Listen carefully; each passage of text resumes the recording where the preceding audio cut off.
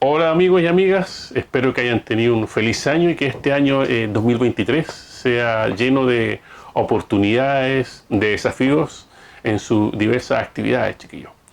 Para empezar este año, vamos a hacer una especie de reseña de dos libros que reúnen de una misma temática, pero que al menos cuando me los conseguí me impactaron mucho. Y quizá el nombre del artista no les suene mucho, pero de ahí van a ver que nombrando sus creaciones va a ser universalmente conocido. Me refiero a H.R. Giger, que fue un artista suizo nacido el año 1940 y que falleció desgraciadamente en 2014. Yo lo considero un maestro del horror y que básicamente se hizo universalmente conocido por haber sido el creador del monstruo espacial de la película Alien y sus secuelas, y del año 79, y de la película Space.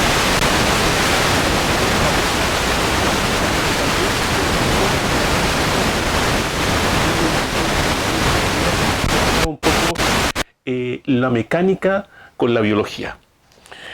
Muchas de sus pinturas y obras, de hecho este libro lo escribió él, en cierta forma es autobiográfico, muestra sus inicios en Alemania, cómo se empapó de este universo y sus aventuras que tuvo en Estados Unidos, Hollywood, inclusive con un contacto que tuvo con Salvador Dalí, que se vio bastante interesante de su obra, y también con Jodorowsky, cuyos bocetos se incluyeron en la película Duna, aunque él dice que no cobró mucho por eso, pero que Jodorowsky se apropió de eso y que al final en su intento fallido de hacer de la película no resultó.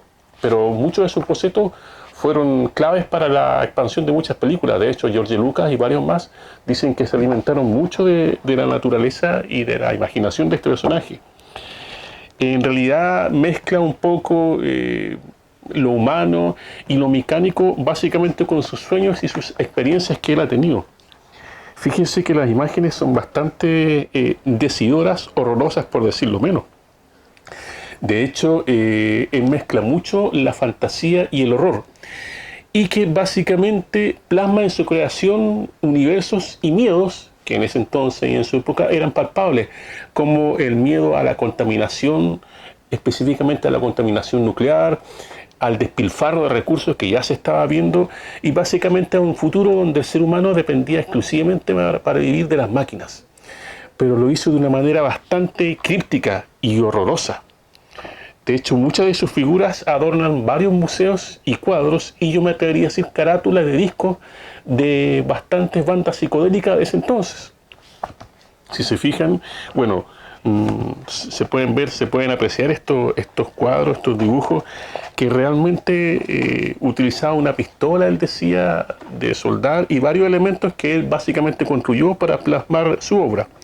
Este libro es bastante corto, pero da como un vistazo general de la obra. Ahora, si uno quiere profundizar más, está este libro de la editorial Chapken, que es una editorial alemana, que quizá la única dificultad que tiene es que está escrito en alemán, en francés y en inglés, pero que uno no requiere mayor conocimiento de esos idiomas porque básicamente el libro tiene solamente cuadros y figuras y algunos escritos que relatan cómo fue hecho. No se aprecia mucho, pero si se fijan aquí una panorámica bastante general del libro y de las figuras que él tiene, de los dibujos. Incluso hizo una mesa de billar, un juego de loza, en fin, plasma en estas realidades toda la visión que él quiso. Yo lo considero un artista que en su tiempo fue ícono en la parte cultural y histórica. Se paseó en gran parte del mundo exhibiendo su obra y él era como el único exponente de esta. De hecho, gran parte de su legado solamente queda así, porque yo diría que me atrevería a decir que no hay ningún artista que haya seguido su legado y que obedecía simplemente a lo que él sentía, a lo que él vivía y a estos miedos y sueños que él vivió durante su niñez. Hay que recordar que su país estuvo, en cierta forma, si bien fue neutro, no tomó partido en la Segunda Guerra Mundial, pero en su juventud se vivieron hartos lo que pasó después, sus vivencias. Y él plasmó mucho, fíjense, en estas vivencias que se admiran. Si bien es cierto, el libro básicamente se figura en blanco-negro, pero igual se aprecian colores, pero da una visión, yo diría, pesimista, horrorosa, bastante cruda de esta realidad, que no había límite entre lo humano y lo mecánico. Es un libro bastante grueso, son más de 500 páginas que reúnen, fíjense, aquí esta imagen ya de alguien que reúne su obra entre la plástica, los cuadros, la pintura, lo orgánico y lo inorgánico, y ese límite que él era en su obra era difuso.